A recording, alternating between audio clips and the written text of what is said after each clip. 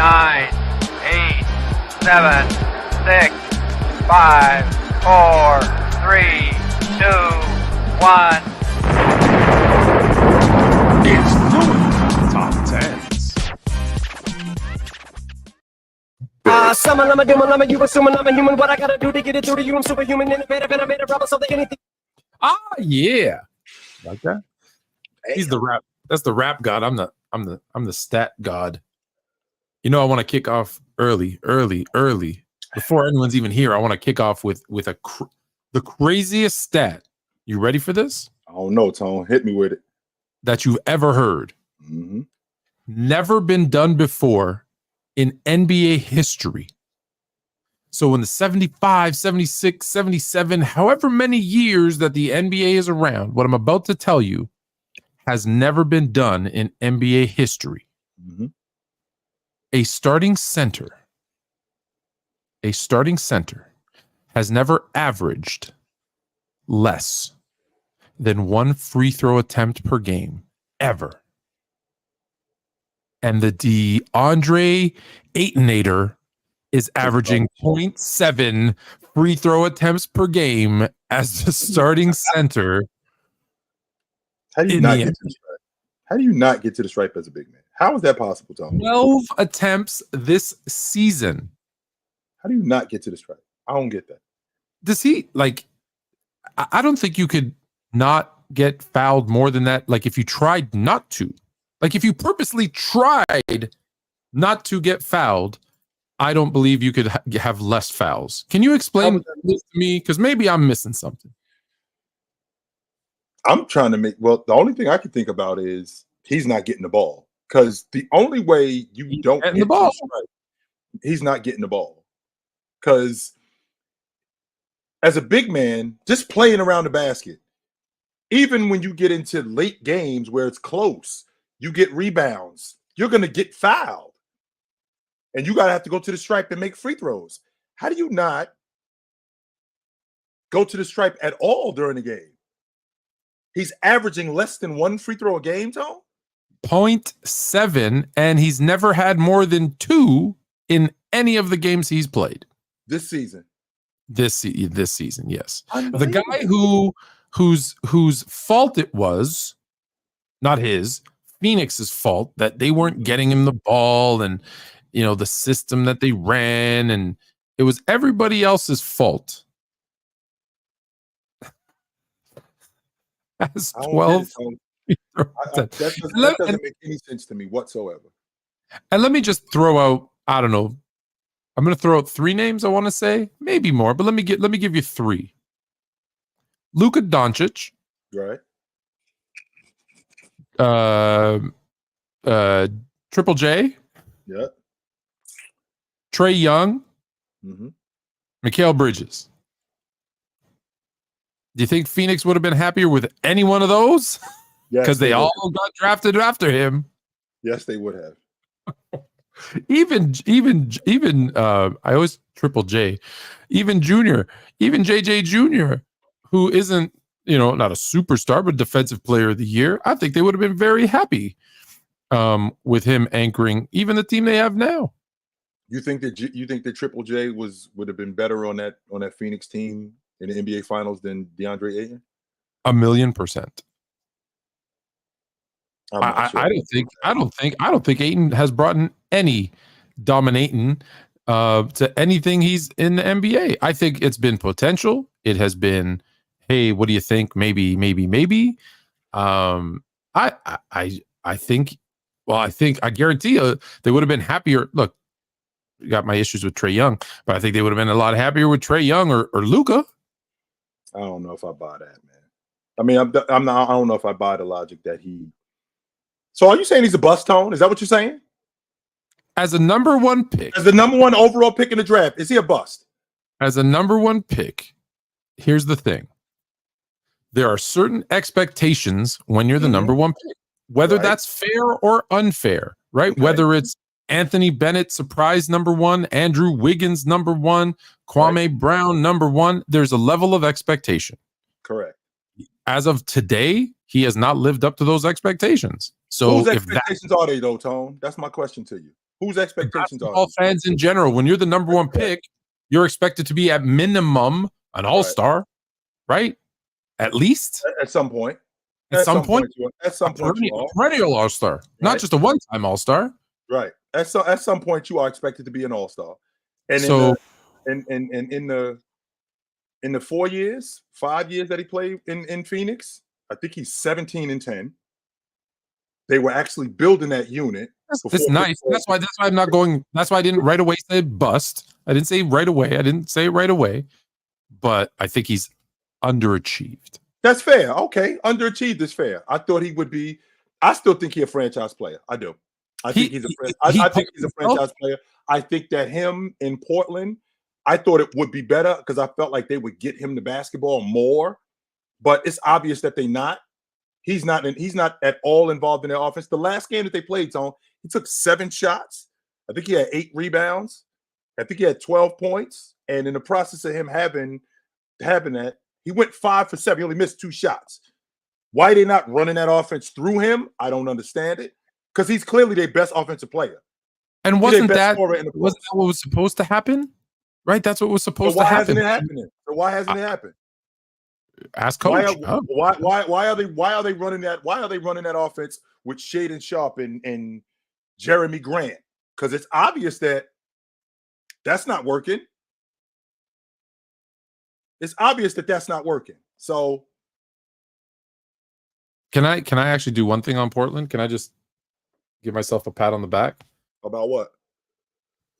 What I tell you about Scoot? What did you tell me about Scoot? Refresh my memory, Tom. He wasn't built for the NBA. He wasn't gonna. Everyone thought, oh, he's the NBA. Remember, he was the most NBA ready player. He was gonna come right in. I did hear that. And I said no. Remember, I said Wemby, I'm worried. He has bust potential because of injuries. I never said because of his talent or skill. I said because of injuries. I said Scoot is going to be overhyped, and he's not going to come in and play. I think he had bust potential. And where is he now? He's in the G League. He's in the G League. You know who's not in the G League? You know who's not in the G League? Did you not hear that? Scoot got reassigned to the G League, which is good. Which is actually good. He was coming off injury, and it's actually good that where he got drafted out of. But I'm just trying to make sense in why the G League isn't used more. Like the G League, from what you're making it sound like, Tone, you're making the G League sound like it's a bad thing. First of all, I'm not. A lot of these guys aren't ready when they get here. So the fact that they go down, to the minors to, number one, get reps, 2, get confidence, and keep confidence, I think is a good thing. As opposed I thought that them keeping Dame and him playing behind Dame, I thought that would have been the best thing for him. The best thing for him. Because I thought that him competing would be his best attribute. I didn't think that he was ready like that. He couldn't shoot it at a high level coming in. He could get downhill with the best of them, which he still can do that. But his decision-making was questionable coming in. So he was at any stretch, he was raw more than anything. And that was perfectly said. That was exactly what my point was. When everyone said he's the most NBA ready, I was like, no, he's not. He's not. And this proves it. But I want to tell you who is ready. I want to tell you who is dominating. Uh-oh. Watch out how you run up on him. Watch out how you run up on him. That's all I'm going to say. I ain't going to say nothing else about that. I'm not going to say nothing else about that. Just watch out how you run up on them. Shout out to Fluent Jr. Got his red belt yesterday. He's way ahead of schedule. Red belt is 2 away from black. Not even double digit age yet. I'm just saying. But I got a top. So today, we haven't even talked about it. Today, we're going to do the top 10 GOAT myths. So things that are used in GOAT debates that are not true. But before we get into that, I have another top 10 list for you. You don't know this. You didn't know this was coming. I don't even know what the hell this is. But let me pull this up for you and tell me what you think of this. This is your guy, by the way. This is your guy here. And he made a top 10 list that I think he was rather shocked to make. I'll read off the top 10 list for you. Here we go. Mm. Coming in at number 9. These are the sexiest bald men of 2023 revealed. Terry Crews at number 10. Shaquille O'Neal. We do not care. Coming in at number 9. Shamar Moore at 8. Dwayne The Rock Johnson. Jordan. Jeff Bezos. He should be number 1 just for his money. Samuel L. Jackson. Jason Statham at number 3. Number 2, Vin Diesel. Number 1, this one blows my mind. Prince William. Is it because he's a prince? Because why won't he let it go? I ain't a woman, but yeah, he got to let that go. That's number 1. Number 2, we got 2 dudes on here that's 60 and 70. That's Jay. I just want to ask you about Shaq. Not coming in top 10. I feel like we need to have a conversation with him about that. Shaq coming in the top 10. Has anyone ever accused Shaq of being good looking? Yes. Yes. Really? All right, fine. I'll leave him Tone up. To be honest with you, like if you take the bread off the table, Shaq was a chick magnet. Come on. I'm trying to tell you something, Tone. He was a chick magnet. Chicks dig the big fella. He's right next to Smart Moore. Yo, chicks dig the big fella. Yes, they do. I have firsthand information on that. Yes, they did. Mm-hmm. All right. Well, in that case, shout out to Shaq. Mm-hmm. And coming in at number 9. All right, shout out Shaq, friend of the show. Yes, sir. Family member Shaquille O'Neal coming in at number 9. I'm very. I saw him and I was like, get at it. I normally don't look at any of those. I just keep scrolling, and then it was on Shaq's feed, and I'm like, why has he got top 10? I thought to myself, why is Shaq posting top 10 sexiest men? And I'm like, and then I saw, oh, it's because he's on it. That's why he posts. That would explain it. Yeah, that would explain it. I love it. All right. So my computer just did this update today, and I don't know if you know, but when they change stuff up, like I'm looking for buttons to press, I don't know what to press. So we got a good top 10. Do you want to start? We don't have to go, just don't give your 10. You can just give 1 and we can just go through the list. We're going to invite, if anybody wants to come on, just say, I want to come on, and I'm going to invite you on. I'm going to read some of the chat, but if you have a GOAT myth, so a GOAT argument that is not true, I want you to either you post it in the comments, raise your hand. We'll bring you on and ask you to explain why. I'll allow you as the guest. Mm-hmm. First, if you have one. 6-0, Tone. Does it have to be 6-0? It doesn't have to be 6-0, but I feel like that's a myth. Because I'm with you, but I'm with you plus. I'm with you plus. So what I would say is, anytime you like that rings define the GOAT, I think that is 100% false. Right. Because if that was true, I think we'd have, well, Bill Russell would be 1. What, Sam Jones? I think will be 2. Tom Hondo. Yeah, no, Hondo's. Oh yeah, Hondo's at 7. No, but isn't Tom Hondo's at 8. Hondo's at 8. Oh yeah, Hondo's at 8. Robert, not just 8, 8-0, by the way. Never 8. Lost in the final. Yeah. Robert Ory's 7-0. Mm-hmm. So the rings being the argument. Is there any case where you're good with the rings being the argument? No. Never? Is rings okay? How about this? Is rings in the conversation? Yes, it is. But I have a difficult time. Me and you had this conversation, Tone. Like winning the NBA championship, being good is not good enough. You need some stuff to go your way in order to win it.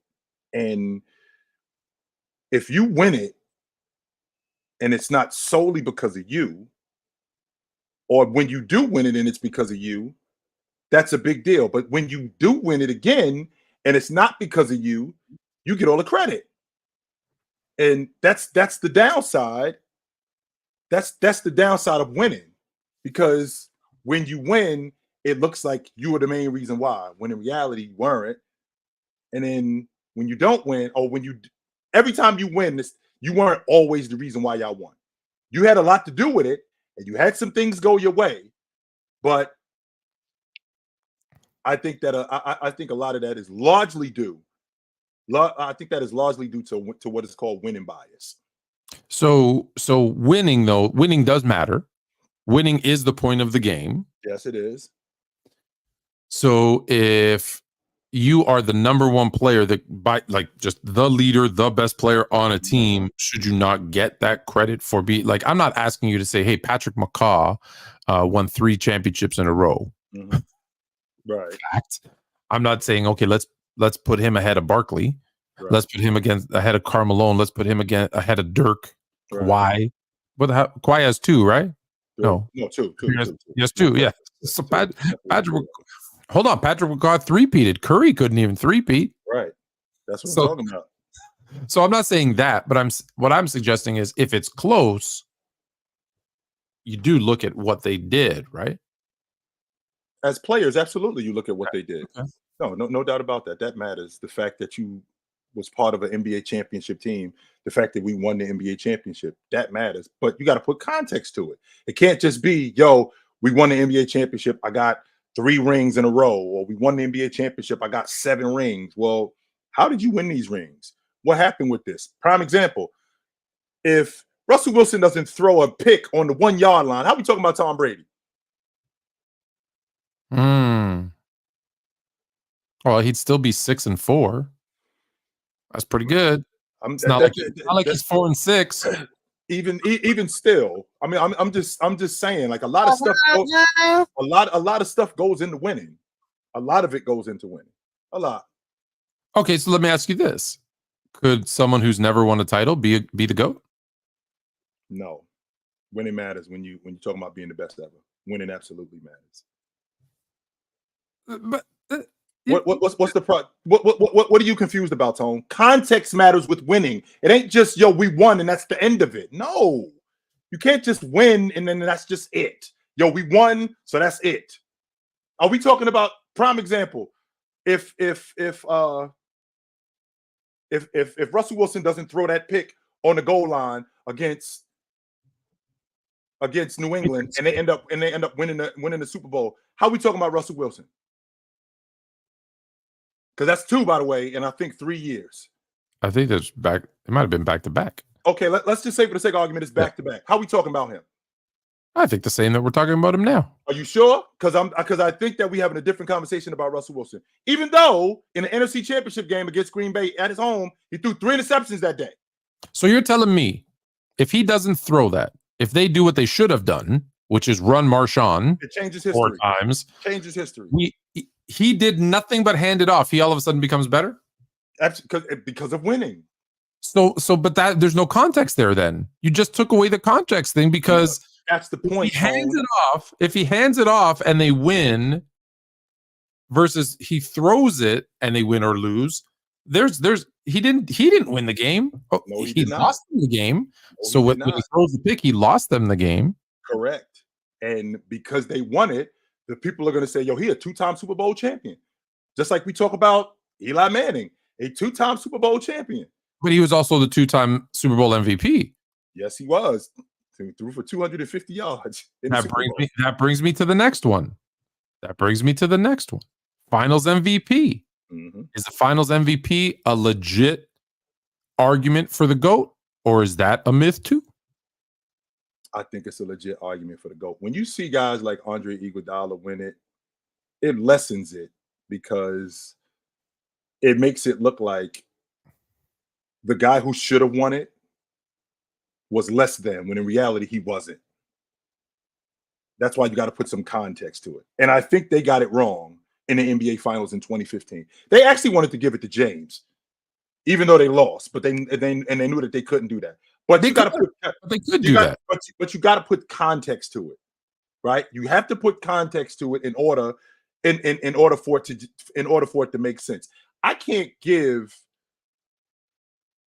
say that Steph Curry wasn't the Finals MVP, but when you watch the finals, you know for a fact who the best player in the series was. Okay, let me ask you this. Without Steph Curry or without Iguodala, which one gives them a better chance of winning? Like if you take Iguodala and eliminate him from the series, is he easier? Sorry, let me rephrase. Is it easier to replace him or easier to replace Steph? It's less difficult to replace Iguodala. It's less difficult to replace Steph Curry than it is to replace Iguodala. It's less difficult to replace Steph? No, it's less difficult to replace Iguodala than the other one. Yes, it's less. Right, like you're not winning without Steph. Like Iguodala, I get it. He played great. For him, right? But if you have to look, I'm gonna say yeah. If you have to pick someone from the winning team, and I think you do, it's Curry. But when you have guys like Iguodala, no offense, Chauncey Billups, was it Cedric Maxwell? Cedric Maxwell. I want to say, was it Worthy or Coop? Was it Worthy? James Worthy. Are you sure though? James Worthy might have been as good as Magic was in '88. James Worthy might have been the best player in that series. That's why I went. He might have been the best player in that series. Yeah, that was okay. We can't say that about Andre Iguodala. He was not the best player in that series. That just did not happen. No, it didn't. So titles alone, no. Finals MVPs, yes. Yes. Okay.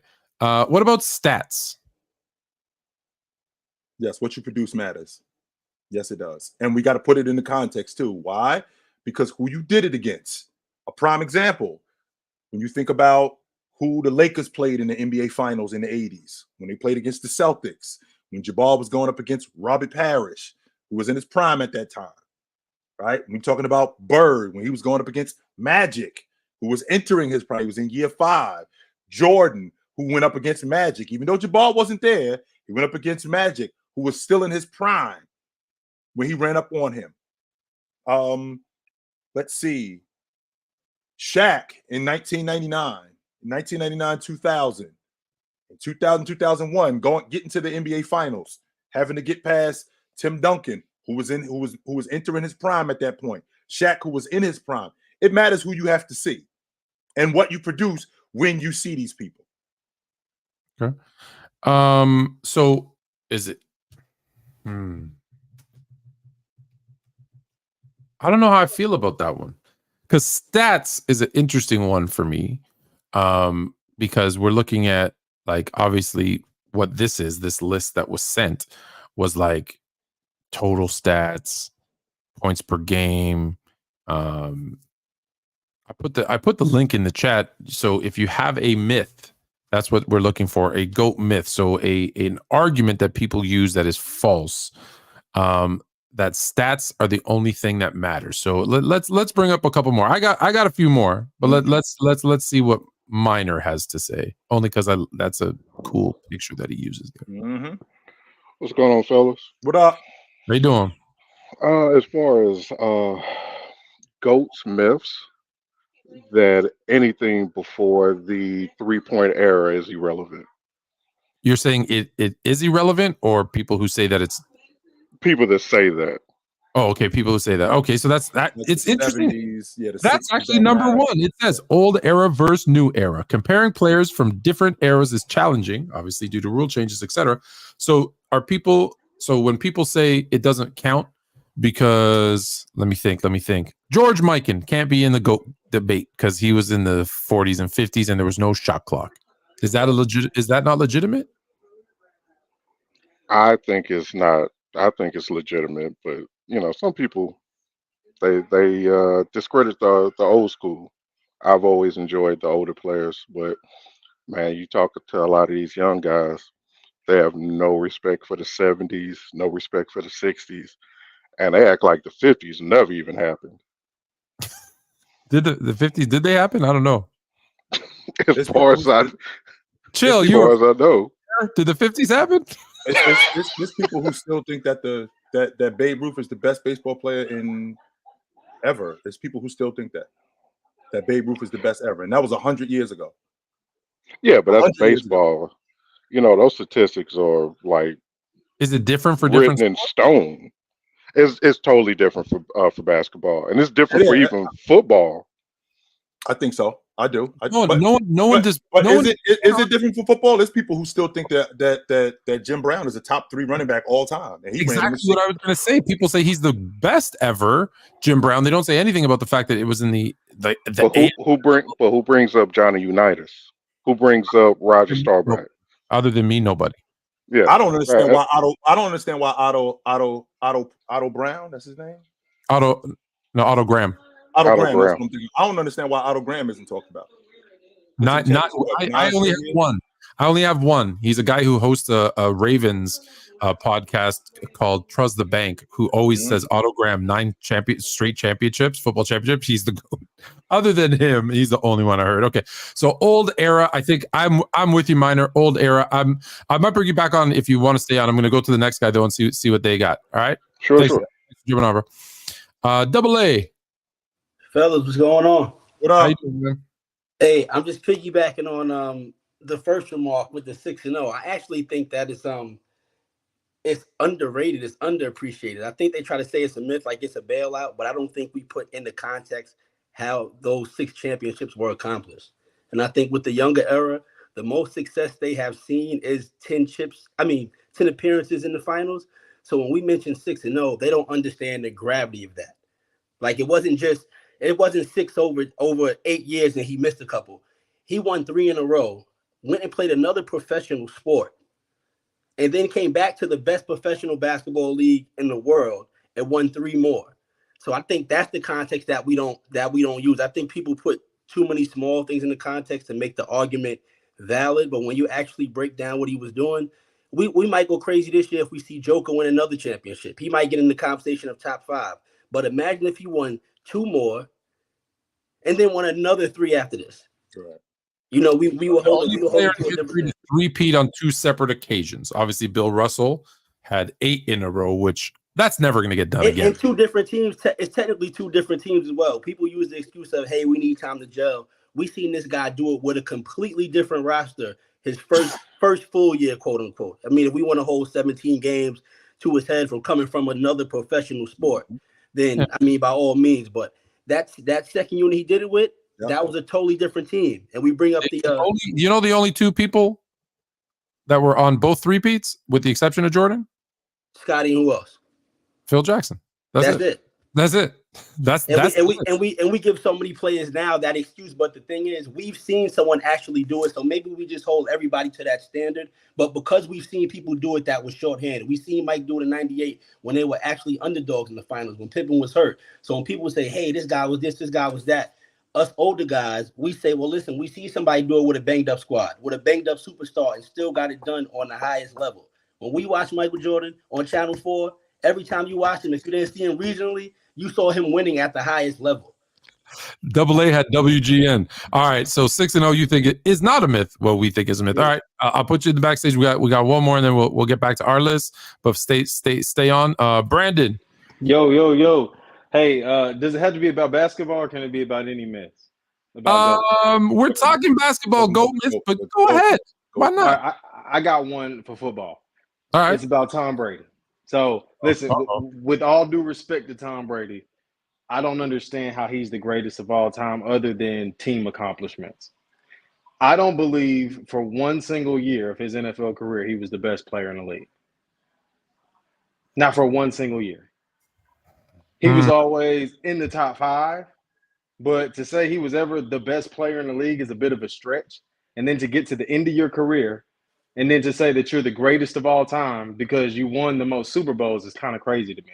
Whenever we've seen people be more dominant in front of us. So who was the best player in the league in 2013? 2013. Who was the best player in the league? Let me think. I'm trying to get it together real quick. Hold on. I think it was Adrian Peterson.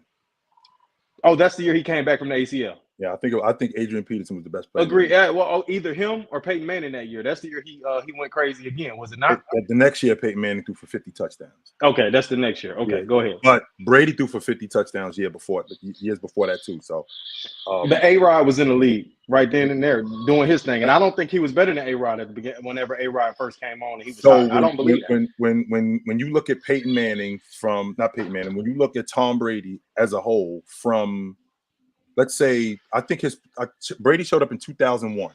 That Yes. was his first year as a starter. In 01, and 01, 02, that was his first year as a starter. With that being said, I think his prime was right around 2004, 2005, and that went on to like forever. I'd like to think from 2007, probably to 2018, you can make a legit argument he was the best player in the league.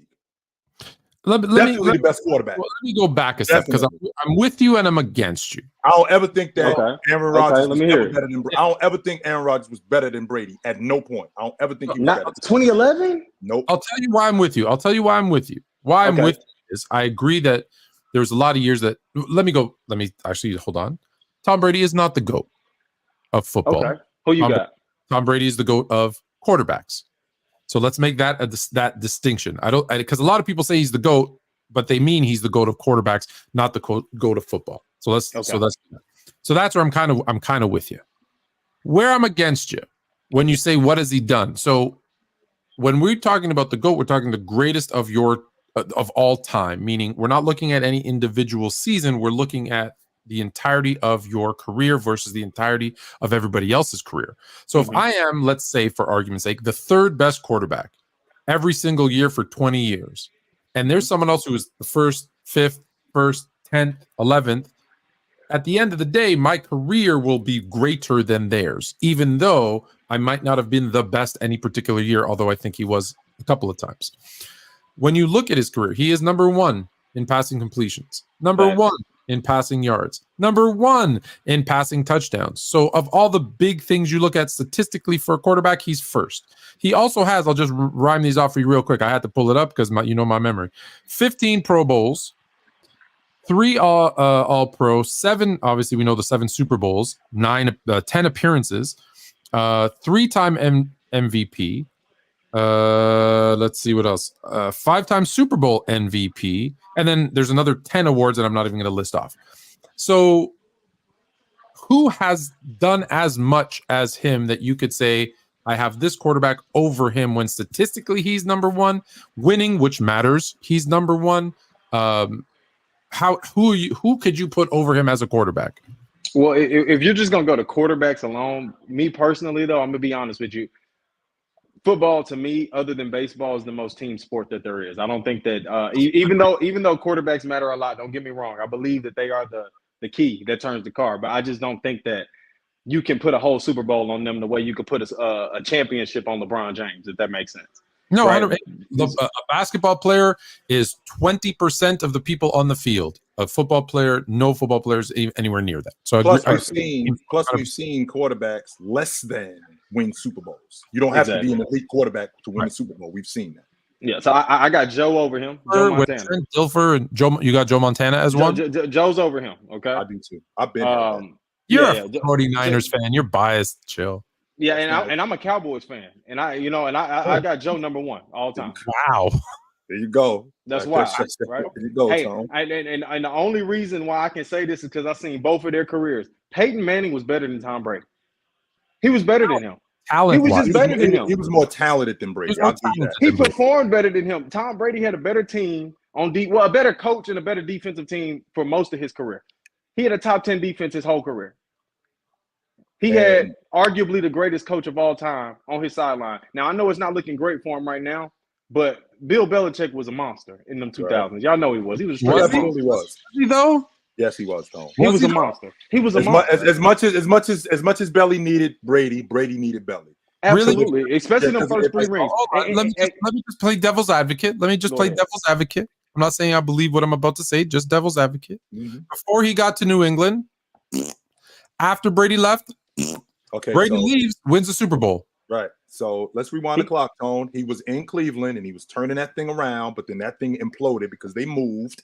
Had they stayed in Cleveland, he was turning that thing around with that defense, with Pepper Johnson and all of those guys. That thing was actually working in Cleveland, and then it went to pieces because they ended up moving to Baltimore. He ended up getting fired. So that's the first problem with that. So did it go well? Did he win a Super Bowl?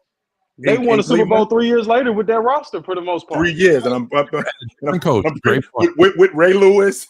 Yeah, with the same roster for the most part. And I'm pretty sure that Belly could have got that done with that roster. That's number one. But he did it. No, he did I live not. in reality. No, he did not.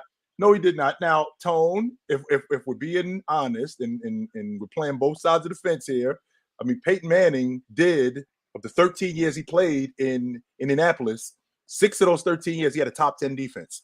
8 one and dones. 8 of them. Shown the door in the first round of the playoffs. Manning, but yeah. 8 of them. So Tom Brady, and let's be clear, Brandon, Tom Brady didn't have Marvin Harrison for a decade. He didn't have Clark for 8 years. He didn't have.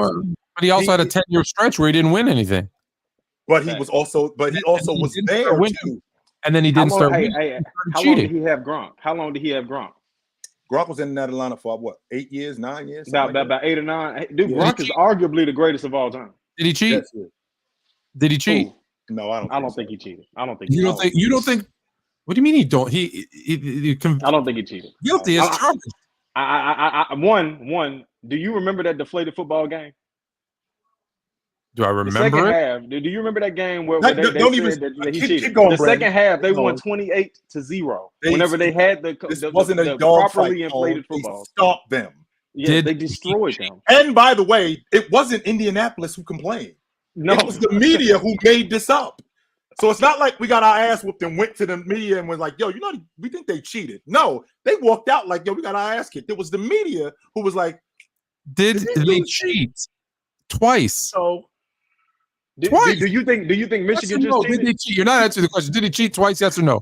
Yes. Did he get caught cheating twice? Yes or no? Yes, they got caught cheating. Okay, so that's it. They cheated. Them and the Houston Astros. You get cheated. You're not the champ in my eyes. Period. You got cheated. No. All right, real quick. I know you guys got to move on. Let me bring this up. So I'm gonna tell you who my GOAT is in football, since it's not Tom Brady. It's Jerry Rice. Jerry Rice. Yeah. Not even close. Yeah. And this coming from a Cowboys fan, Tom. Because it is Jerry Rice. It's not even close. Chill. You can't argue it. You can't argue somebody that then got that much of a gap on everybody else in their division. I mean, we don't know what Lawrence Taylor did in sacks. I think the first 4 years wasn't recorded, but I bet it was something crazy. So, as of now, I got Jerry Rice. LT over here. I got LT. I got Jerry Rice. LT. 100%. I'm with you. We see eye to eye on that. Anytime appreciate y'all, man. Have a good one. And absolutely. Anytime we talking about Jerry Rice, Tone, in order to catch that record, you gotta have a 1,000-yard season, and you got to do that for 19 straight years. Good luck. Go ahead, Joe. Here you go. Good luck. All right. Here you go. So far, we've tackled the when we say 6-0, it's not the 6-0. So far, we've tackled that rings aren't everything when it comes to the GOAT debate. That stats don't tell the whole story. That the old versus new era, I'm sorry, there's no old era tax. You can only play. Listen, you can't control when you were born. You can't control your competition. It is what it is. What about we talked Finals MVP? We're good with that one. This is one that was interesting that I heard. Only guards can be the GOAT because it's too easy for big men. That is definitely a myth. 100% that's a myth. And the reason why that's a myth is because, number one, the best players that ever played the game are big guys. That's number one. Number two, the toughest area to cover is to cover the rim. To guard, I feel like the guard at the rim, even if it's today or it was 20 years ago or it was 30 years ago, the toughest place to guard is at the rim because I can't make any mistakes. I got people behind me if I'm guarding on the perimeter that could clean up my mistakes. I don't have anybody behind me if I'm on a block one-on-one with Tim Duncan or if I'm on a block one-on-one with Joel Embiid. I don't have anybody to clean up my mistakes. Don't tell me 6 through 10. Tell me your top 5 again. Top 5 players of all time. Yeah. James, Jordan, Jabbar, Chamberlain, Russell. Oh, so you have 3 centers in your top 5. Okay, so you truly believe the big man is the best. Okay. I do. All right. Yes, because I don't think I have. I think Kareem's the only center in my top 5. Longevity trumps all in the GOAT. So whoever longer did it best. I don't know if that's a myth, but here's the thing, Tony. I don't think it's a myth, but I also don't think it's solely based on if you did it the longest. No, because if you were around and you were just a compiler and it didn't lead to anything, then that doesn't matter. I mean, Cliff Robinson played 20 years. Cliff Robinson had 1 trip to the NBA Finals. right? Oh, I agree and disagree with this one. I disagree because I'm not giving Kevin Willis any GOAT votes. I ain't giving, no offense, Vince, I ain't giving Vince Carter any GOAT votes. No. Even Dirk, I ain't giving him but peak longevity, I've told you this before. I've told you, Jordan is cemented as my number one. Right. But if LeBron keeps playing however, if LeBron keeps playing like this, I don't know how I not just kind of switch. Right. Because he's going to hit 21, 22, 23 years and I'm going to be like, is he though, Tone? Is this dude really going to be around for like 3 or 4 more years? When you look at the end of the day, right, there's going to be a time when he stops and he's going to have like 35,000 points, 12,000 rebounds, 12,000 assists. He's going to be number one, far and away, the number one scorer of all time. He's going to be like top three in assists. He's going to have, all the accolades you could imagine. Mm-hmm. It's going to be hard to look back and say this guy didn't have the greatest career ever. Now, if I'm taking a 10-year kind of window and saying, well, who had that? It goes back to my original. But if I'm being true with myself and say greatest career of all time, like who had the greatest career of all time? Because that's really what the GOAT is, right? Yes. It's going to be hard. You throw in another ring, another MVP. That's going to be tough. That's going to be tough because right now you can make the case LeBron is second, third, right? Because, well, he's been there 10 times. So was Kareem. Right. And Kareem won 6. He only won 4. Right.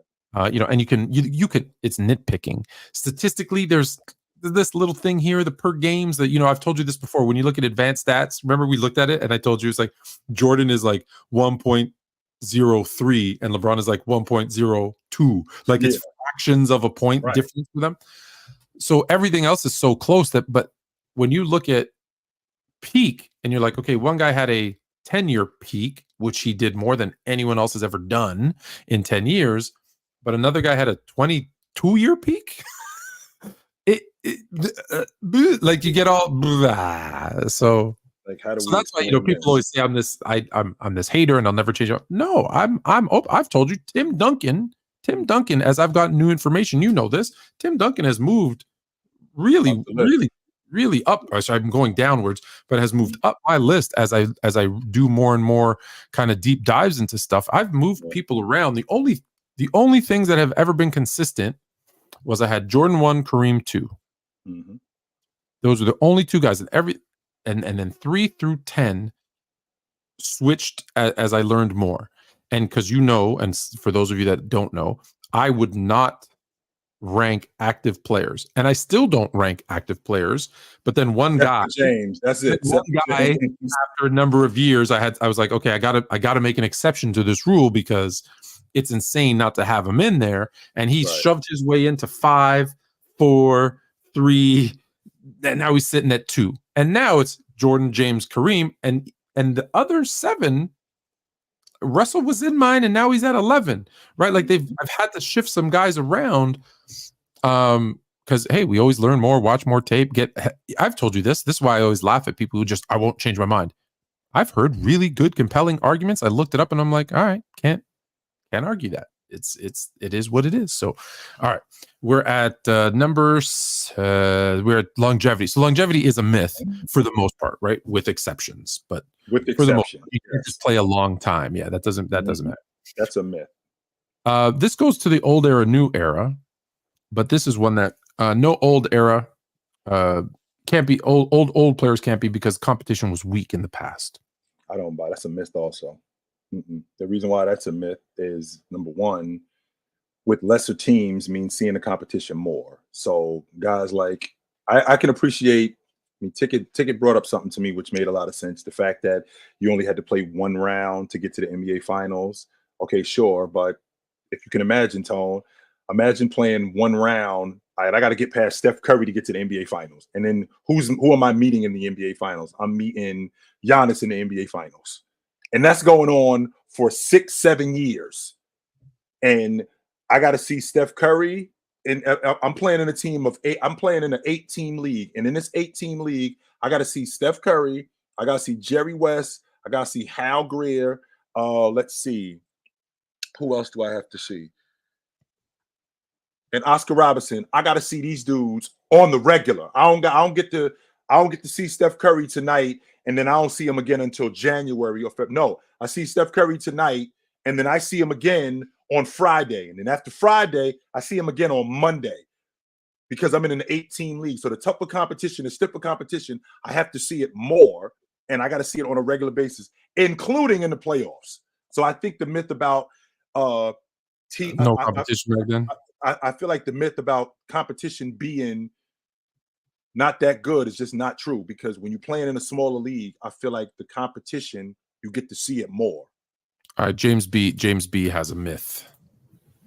No, I just look, when you guys were talking about like the winning bias and all that stuff, I just had a question because chill, you have like Jeter over like a lot of people. You think he's the best you ever seen? Baseball. Here we go.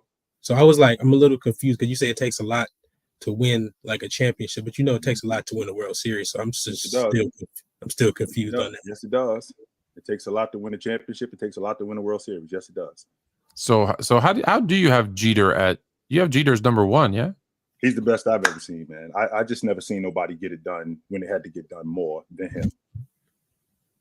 When it had to get done, and he struck out a lot. Jeter struck out a lot. Jeter wasn't when you think about the best shortstop defensive players, he wasn't better than Ozzie Smith. He wasn't better than Cal Ripken. Just in terms of defensive players, he wasn't better than them dudes. And I don't think it was close, to be quite honest with you. But when I think about when it comes to winning, 2 things matter in baseball. You got to have great pitching. If you got dudes, if you got a great left-hander and you got a guy who could throw a fastball in your rotation, in a 7-game series, you can probably win that. And you need bats. And your bats don't have to be on fire, but as a big-time player, as a shortstop, your job is to hit. In addition to playing defense, that's why you are where you are in the order. Your job is to get on base. And I feel like Derek Jeter, when it mattered the most, he got on base. All right. I disagree. I don't even think he's the top 5 Yankee of all time. James B, I noticed that you have a Pistons picture. You're not the one who was in the chat talking smack when I said the Pistons were going to get worse this year, because that was the plan of Coach Monty, that I want to get worse and then get better, and you were all calling me crazy. Mm-hmm. Yeah, you had him 30. You had him. No, I got upset when you had him at 30. And where are they now? I mean, we're bad. Yeah, okay. Thank you. Appreciate it. We're not that. Yeah, thank you. See, I like that. I could no disrespect, James. I can bring you back on in a minute. But see, everyone brought up. I thought you said Charlotte was going to be better. I think Charlotte is better, but no one brings up the correct ones. No one brings up that I called Indiana. I called Detroit. I'm just saying. All right, you got another myth? I got a couple more, but do you got one? No, that was all I had, Tom. Now you're more fluent. Mm-hmm. Okay, how about this one? And this one, I don't know that this one's a myth. I think this one's 100% true. And this is the problem with the GOAT debate. Personal preference. Everybody's subjective to their own personal biases. That's not a myth. That's true, right? Yes, that's a fact. Is that why? And that's why we'll never agree. Right. That's exactly why we'll never agree. And on top of that, guys come along who will change your opinion about who you think it is. I was a Jordan guy, and you couldn't talk me off that. You could not talk me off that Jordan Hill. And it took me a long time before I jumped on the James train. And once I jumped on the James train, man, I'm on it. 100% I'm on it. Could you see yourself? Are you open to coming off of that train? I just don't think that, Tone, you just brought up a bunch of different numbers. So, like, for example, tonight, James is going to surpass 39,000 points tonight. I think he's 6 points away from surpassing 39,000 points. Plus, by the time I don't see him being around for the next like 4 or 5 years. I think he's going to be around for 2 or 3 more years, tops. And within that time, he's going to surpass 40,000 points. He's going to surpass 10,000 assists. He already surpassed 10,000 rebounds. He's got the most fourth quarter points in NBA history. He's got the most buzz. All of this stuff that he has, I can't even read it off, Tone, but I can tell you, you know me, Tone. You know how I take care of myself. I don't think I'm gonna be around to see the next guy do that. I don't. Well, no, because it's agreed. I don't. But I'm not saying that. I'm not saying that it's not going to happen. And I would be open to something like that. I just don't think I'm gonna be around to see it. I think a guy like that comes around once every 40 or so years, and I don't think I'm gonna be around to see the next guy do it. Well, Jordan retired the year before LeBron's rookie year, so I don't know that it happens that infrequent. I think there's going to be a guy that's probably coming in that maybe we don't know, maybe we do know, maybe he's here right now. Well, I'll give you an example, Tone. Tone, who you think the GOAT is? Michael Jordan. Right. So, I mean, there's a conversation with you, which, by the way, we just started having that conversation with you, Tone. Like, you've actually warmed up to it. It's not something that you was even thinking about having 3 or 4 years ago. You was like, hell no. Well, because 3 or 4 years ago, like I said, 3 or 4 years ago, my stance was there's no I don't rank active players. Right. And there was no non-active players like that are in the conversation. Like I don't think there's another non-active player. Like if you took away active players, I would say the number jumps. But what I'm interested to ask you is this one. And you know what? I'm going to open it up to everybody. I'm going to bring everybody on for a second. I'm going to ask you because I want to ask you all this question. Let me just one more. I think mine are still in here. Okay, let me ask you all this question. And the question is this. Okay, you guys ready? Okay. Yep. What makes for anyone that has, including Chill, anyone who has anyone other than Jordan as the GOAT, if the entire population of the world, casual fans, hardcore fans, active players, retired players, coaches, executives, like analysts, every single one of those groups, the majority of them, meaning more than 50% of all of those groups, have Jordan. What is it that the other people, as such as yourself, think that you know that nobody else knows? What do I know that nobody else knows? Well, there isn't anything that you guys haven't seen that's already out there. It's just a matter of whether or not what you see is what you believe. Like I said, it's a generation of people that don't know the NBA Finals without LeBron James. And I hear the logic, you know, the majority of them still have Jordan. Right. And the reason why is because the myth that we just talked about, 6-0. That's the first thing that I hear. That's the only argument is 6-0 because I don't 6-0. How many Jordan have, oh wait, let me ask you this. Have you ever heard me use 6-0 as an argument? You? Yeah, me. Yes, you have brought up championships. Yes, no. Have I ever said 6-0 is the reason he's the GOAT? You've brought up 6-0, Tom. That's a part of your argument. He's the GOAT? No. That's 100% a part of your argument. Yes, it is. Yes, you have done that. I would love some proof on that because I've never said you brought up him. In fact, not only did you bring that up, Tom, you brought up what James didn't do in the finals. 100% I bring up what he didn't do because that's myth number 10. You guys didn't say anything. Do y'all think? Wait, let me take a quick poll. Double A, who's your GOAT? Oh, Jordan, of course. Okay, James B, who's your GOAT? I got LeBron. Minor, who's your GOAT? MJ all the way. All right, that's 3. See, even here, the majority, 60%. All right, I'm going to put you guys backstage for a second. James B, it will stay. James, why do you have LeBron as your GOAT? Just because I'm a young guy, so I just seen him all my life, and I think just how good he's been for the long time. And I mean, I could watch Jordan on YouTube and all that stuff, but it just wouldn't hit the same as like you guys because you guys watched him. So okay. I think because I've seen Brian for a while, that's why. I appreciate that. Okay, put you backstage. Be right back. Okay, so here's myth number 10. The negatives don't count.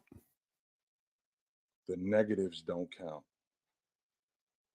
5,000 turnovers.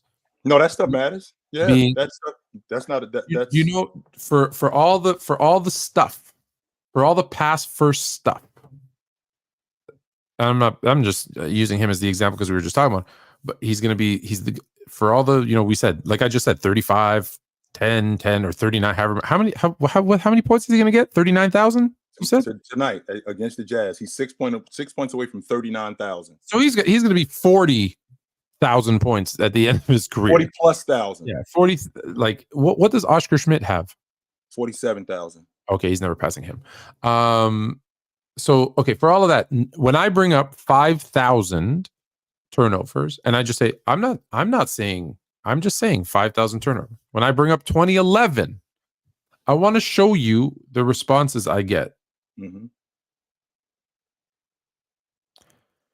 2011 isn't horrible.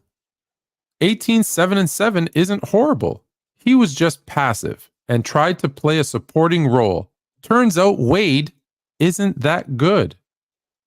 So you're saying LeBron has no weaknesses? I say he replies, because he doesn't have any weaknesses. His biggest weakness is that he's unlucky to face the greatest collection of talent in NBA history. No, that's not true. That's just not true. That's delusional. Yeah, that's not true. James in 2011, James in 2007, and James in 2011 is not the same player he was in 2007. James in 2013 is not the same player he was in 2011. So that's just not true. That's not true at all. James in 2016 is not the same player that he was in 2011. So that's not true. Yeah, he might have been. Yeah, he might be quote unquote unlucky to face the people that he faced. Remember too, Tone, of those 10 NBA finals, how many of them did you have him pick to win? 07, yes or no? No. 11, yes or no? Yes. 12. Yes. 13. Yes. 14. Yes. 16. That was a 73 and 9? Yep. No. 17. No. 18. No. 20. No. So 20. Sorry, 20. Yes. 20. Yes. 20. Yes. 20. Yes. So, Yeah. So of those finals, you had him picked to win 5 of them. No, hold on. Yeah. 4. Yeah. 5. Yeah. 5. You had him so he won 4 of them. Yeah. Of the 5 that you had him picked to win. Yeah. So did he underachieve that much considering? No. Did he underachieve by those standards? No. Did he underachieve compared to the other people that you're comparing him to? Yes. Yes. Because there's another player, and this is where I will use the 6-0. There's another player who was the favorite and never lost as the favorite. Because I'm okay with you losing. I'm okay with him losing to the 2017 Warriors. Right. I'm okay with him losing to the 07 Spurs because not only were they outmatched and he didn't even belong there, right? Because like you said, when you're swept, you didn't even belong there. Not only were they outmatched and didn't belong there, his second best player was injured and didn't play. So he's and I've told you this. There's not one team in NBA history that has lost their second best player and won. So there's no chance he's winning. But I don't hold those against them. I've told you this before. I don't hold you against losing when you're supposed to lose, but I will hold it against you when you lose and you're supposed to win. And I know this is where you and I argue. We only have 1 minute left. He was also the number 1 seed in back-to-back seasons and didn't make the NBA final. So that's also not as bad as the 2011 because he didn't play that bad, but it is also hey, you were expected to go deeper and you didn't. Whereas, and I think that's where this kind of goes is that, again, we made this into Jordan and LeBron. I didn't want to. Jordan went through this thing where he's like, okay, the first 6 years he was learning, hit the top of the mountain, and never looked back. He plateaued at the top. And that was that. All right. So, and guys, unfortunately, we only have 30 seconds left. Tell me how great this kick is.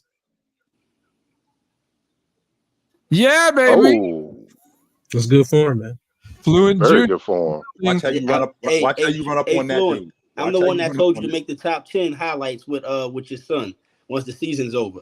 So you gotta make a whole compilation. Oh yeah. Yes. And before we go, just so you know, Haliburton went 37 and 14 tonight. Fantastic.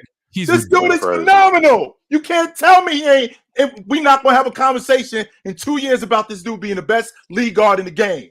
I'm telling you, 2 years. Hey, chill. You might have to move that timeline up. Chill. It might be next year. 2 years top, Minor. We're gonna have a conversation, a serious one, about this dude being the best lead guard in the game.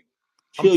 You making us Jersey people look bad with these takes, man. Z2 Fly. Hold on. Z2 Fly came on and didn't say anything, bro. Do you have takes? We have no. What's your LeBron take? I'm from Jersey too.